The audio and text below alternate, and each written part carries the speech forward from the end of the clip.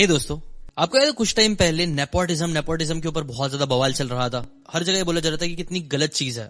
But इसके exact opposite आपको पता है, एक रिसर्च के मुताबिक 80% जॉब जो लोगों को मिलती है वो अपने नेटवर्क की वजह से मिलती है, वेरएज सिर्फ 20% ही जॉब मेरिट के बेसिस पे दी जाती है।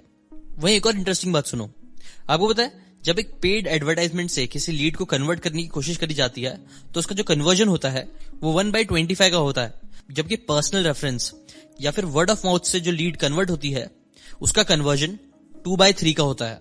और ये सब और कुछ नहीं बल्कि पावर है नेटवर्किंग का। केट फेराजी की एक बुक है नेवर ईट अलोन कि दुनिया के जो सबसे मोस्ट इन्फ्लुएंशियल, वेल्दी और पावरफुल लोग होते हैं ना, कई बार वो उस मुकाम तक पहुंच पाते हैं बिकॉज उनका नेटवर्क काफी स्ट्रांग होता है। ऑन द अदर हैंड, अगर आप ऐसे वेल्दी पावरफुल लोगों के साथ अपने कनेक्शंस बनाओगे तो भी आपको लाइफ में एक एज मिलेगा दूसरों से। अब नेटवर्किंग करने के लिए आपको क्या करना पड़ेगा? एक स्पिन फॉर्मूला है जो मैं आपको एक एक करके समझाऊंगा। पहले नेटवर्किंग अब करना कैसे चाहिए, इसके ऊपर ही केट फेराजी की जो बुक है वो बहुत काम की है।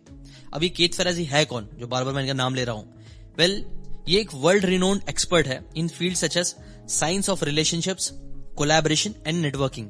इन्होंने मल्टीपल बेस्ट सेलिंग बुक्स लिखी है, जबकि कई सारी बड़ी बड़ी कंपनीज जैसे कि फोर्ब्स, हार्वर्ड ने इनके ऊपर मल्टीपल आर्टिकल्स भी पब्लिश किए हैं। और ये ऐसे नहीं कि इसे दूसरों को सिखा रहे हैं, इनके खुद के पास 5000 मोस्ट इन्फ्लुएंशियल लोगों के कॉन्टैक्ट्स उनके फिंगर टिप्स पे अवेलेबल है। इन्फ्लुएंशियल लोग जैसे कि presidents, top managers, media personality etcetera etcetera. अब आपको क्या लगता है कीथ को ये सारी चीजें इसलिए मिली बिकॉज वो किसी बड़े खानदान से बिलोंग करते थे इसलिए? अगर आपको ऐसा लगता है तो ये चीज बिल्कुल गलत है। कीथ ने अपनी लाइफ में बहुत ज्यादा स्ट्रगल किया है। वो और उनकी फैमिली इटली के छोटे से टाउन से अमेरिका के टॉप प्रोविंशियल स्टेट में शिफ्ट हुए थे। फैमिली की फाइनेंशियल कंडीशन उतनी अच्छी नहीं थी, इसलिए कीथ के जो फादर थे ना, वो एक फैक्ट्री में लेबर का काम करते थे। अब ऑब्वियसली किसी भी बाप की तरह उनका भी ये सपना था कि उनका बेटा जो कीथ है वो उनके जैसा ना बने, लाइफ में कुछ बड़ा करे, हाई क्लास लोगों से मिले, इंटरेक्ट करे। बट क्योंकि वो गरीब थे, लो इनकम ग्रुप में आते थे, तो उनके फ्रेंड्स लोग भी जो थे ना वो सारे ही प्लम्बर्स, माइनर्स और ऐसे छोटे लोग ही थे। इन शॉर्ट उनका कोई नेटवर्किंग इतनी स्ट्रांग नहीं थी। बट एक चीज थी, कीथ के जो पापा थे ना वो हमेशा से चाहते थे कि कीथ को वो एक बड़ी अच्छी स्कूल से पढ़ाए, महंगी स्कूल से। ऑब्वियसली वो ये चीज को अफोर्ड नहीं कर सकते थे, बट स्टिल जो चीज वो अफोर्ड कर सकते थे वो था ढीठपना।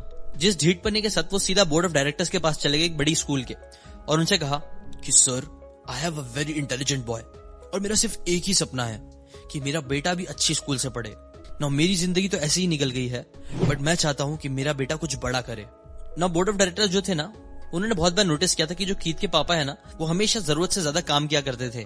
इसीलिए इनके रिवॉर्ड के लिए डायरेक्टर ने ये चीज को एक्सेप्ट किया कि yes, we will cover the education expenditures of Keith. जिसके बाद कीथ ने एक अच्छे स्कूल में पढ़ाई करना शुरू कर दी, बट वहां पे भी उनके फटे कपड़े और पुराने शूज के लिए उनका बहुत मजाक उड़ाया जाता था। बट वो बोलते हैं कि ये सिचुएशन ने भी उन्हें इंटरनली और स्ट्रांग ही बना दिया लॉन्ग रन में। द कोलैप्स 1960 में स्टील इंडस्ट्री कोलैप्स हो गई, जिस वजह से कीथ के जो डैड थे ना वो 6 महीने तक अनएम्प्लॉयड थे, बेरोजगार थे। हालांकि उनकी जो मॉम थी वो साफ सफाई का जॉब कर रही थी, बट कीथ अपनी फैमिली को सपोर्ट करना चाहते थे। इसलिए 11 साल की उम्र में ही उन्होंने एक गोल्फ क्लब में काम करना स्टार्ट कर दिया। कीथ वेल्थिएस्ट लोगों के लिए गोल्फ के जो बैग होते थे ना वो कैरी करते थे, और वो अमीरों को देख के हमेशा यही सोचते थे कि यार ये कुछ लोग ही क्यों इतने सक्सेसफुल बनते हैं जबकि बाकी सारे लोग नहीं ना। इसका इमीडिएट आंसर तो उन्हें कभी नहीं मिला, बट कीथ ने ये तो नोटिस किया था कि अमीर लोग हमेशा एक दूसरे को सपोर्ट करते हैं। वो बेस्ट से बेस्ट स्कूल सिलेक्ट करते हैं जहां उनके बच्चे जाते हैं, अच्छी जगह पे इंटर्नशिप वो करते हैं, और तो और वो प्रीमियम कंपनीज में प्लेसमेंट भी करवाते थे। मोस्ट इंपॉर्टेंटली उन्होंने ये भी देखा था कि अमीर लोग है ना दूसरे के आइडिया को सपोर्ट भी बहुत करते थे। जहां गरीब लोग एक दूसरे की टांग खींचते हैं, एक दूसरे को नीचे गिराते हैं, अमीर लोग ऐसा नहीं करते।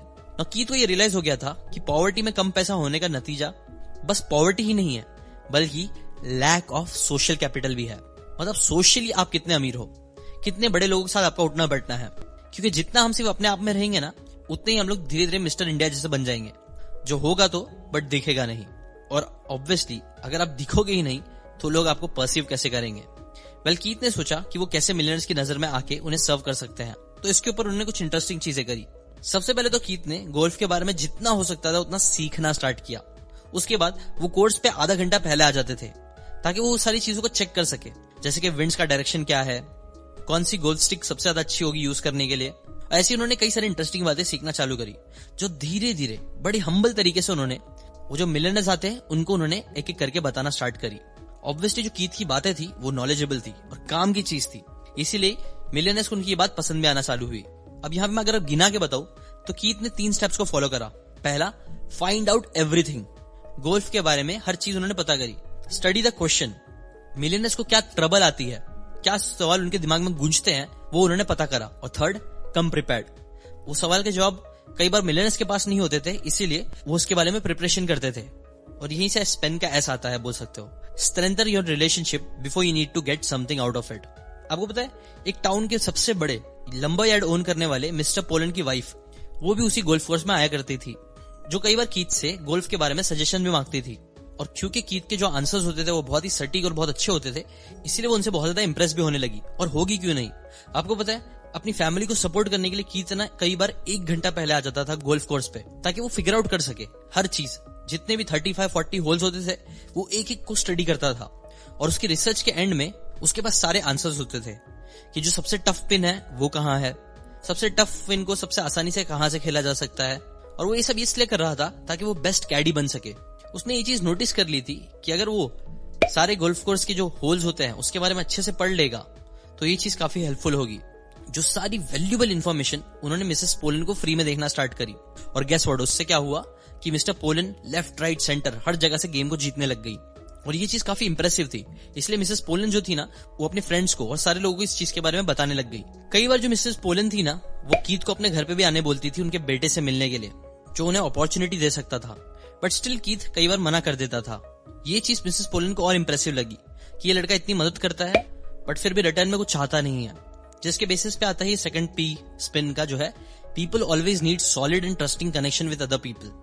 नाउ देखते ही देखते कीथ मिसेस पोलैंड की फैमिली का एक इंपॉर्टेंट मेंबर बन गए, जहां पे वो अपने मोस्ट वीकेंड और हॉलीडेज मिसेस पोलैंड की फैमिली के साथ शेयर करने लगे।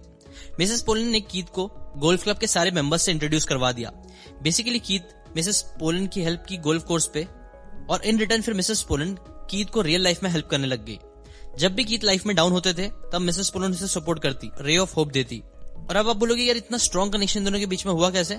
आंसर बहुत ही सिंपल है, बिकॉज कीथ ने मिसेस पोलैंड को जेन्युइनली दिल से मदद करी, बिना कुछ रिटर्न में चाहने के। और यही जो कीथ के एफर्ट्स, इतने सारा एफर्ट लेना और वैल्यू सर्व करने की जो मेंटालिटी थी, वो बहुत मिसेस पोलैंड को पसंद आई। इनफैक्ट ये किसी भी रिच लोगों को बहुत पसंद आती है। एग्जाम्पल, इमेजिन करो आप किसी हाईली इन्फ्लुएंशियल पर्सनैलिटी के साथ काम करना चाहते हो। आप उन्हें मेल ड्राफ्ट करते हो कि सर मेरी लाइफ में बहुत सारी प्रॉब्लम है, प्लीज हेल्प मी, प्लीज मुझे कोई अच्छी सी अपॉर्चुनिटी दे दो। तो आपको क्या लगता है इस मेल के ऊपर रिस्पॉन्स आने की प्रोबेबिलिटी कितनी है? 10%? वेल, उससे भी कम हो सकती है। बट अगर आप एक वैल्यू ओरिएंटेड मेल ड्रॉप करो जिसमें लिखा हो कि हेलो सर, मैं आपको इतने टाइम से फॉलो कर रहा हूँ, मैंने ये चीजें नोटिस करी है, मैं नोटिस करता हूँ कि आप लिंक्डइन पे इतने ज्यादा एक्टिव नहीं हो और वहां पे आप बहुत अच्छी फॉलोइंग बना सकते हो, मैंने ये चीजें नोटिस करी है, ये कमियां हैं जिसके ऊपर आप यही एक्शन लेके अपनी फॉलोइंग को बढ़ा सकते हो। बेसिकली कुछ ऐसी चीज नोटिस करो जो जेन्युइनली सामने वाले इंसान की प्रॉब्लम है और उसका वेल रिसर्च्ड जेन्युइन सोल्यूशन कुछ उसको दो। और सोचो अगर आप ऐसा मेल ड्राफ्ट करोगे तो कितनी प्रोबेबिलिटी कि आपको रिस्पॉन्स आएगा? वेल, पहले से तो काफी ज्यादा ही प्रोबेबिलिटी होगी। बिकॉज देखो, याद रखो, मैक्सिमम लोग सिर्फ यही सोचते हैं कि उन्हें सामने वाले इंसान से क्या मिल सकता है, और बहुत कम लोग ही होते हैं जो ये सोचते हैं कि मैं सामने वाले इंसान को क्या वैल्यू दे सकता हूँ। और ट्रस्ट मी, जो सेकंड टाइप के लोग होते हैं ना, वो बहुत रेयर होते हैं, जिन्हें हर कोई बहुत पसंद करता है और उनके साथ काम करना चाहता है, फिर चाहे वो अमीर हो चाहे गरीब। बट ये बात भी है कि when you solve the problem of the rich you get paid well. ये तो अभी रैंडम सा मैंने एग्जांपल दिया हूं, ऐसी आप ये वैल्यू गिविंग जो मेंटालिटी है उसे कहीं पे भी अप्लाई करो, आपको रिजल्ट्स मिलेंगे ही। और यही आता है स्पिन का आई, जो है it is not what you know but home you know. कभी सोचा कि सक्सेसफुल लोग अलायंसेस, मास्टरमाइंड ग्रुप्स क्यों बनाते हैं? सिर्फ हैंग आउट करने के लिए, टाइम पास करने के लिए, गोल्फ खेलने के लिए? वेल नहीं, इंस्टेड वो एक दूसरे को लाइफ में हर डोमेन में एडवाइस देते हैं, एक दूसरे को सपोर्ट करते हैं। क्या कभी आपने वुल्फ्स को देखा है?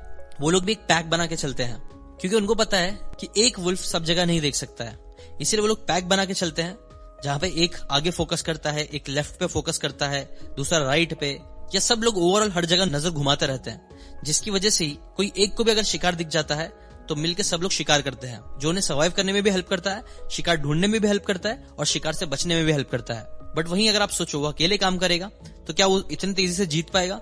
वेल, शायद ही। इसलिए अभी तो मैं चाहता हूं ना कि आप भी अलायंसेस बनाने पे फोकस करो, और ऑब्वियसली जितने स्ट्रांग लोगों से आप अलायंसेस बना सकते हो उतनी अच्छी बात है। तो एक एक्सरसाइज मैं भी आपको देता हूं, आप क्या करो, 10 हाईली इन्फ्लुएंशियल लोगों की एक लिस्ट बनाओ आप अलग अलग डोमेन के लोगों की लिस्ट बना सकते हो, जैसे मे बी कोई एक पॉलिटिक्स का, कोई एक फाइनेंस का, कोई एक मीडिया का, कोई बड़ी कंपनी का, कोई मैनेजर, कोई बॉलीवुड सेलिब्रिटी, कोई गवर्नमेंट ऑफिशियल।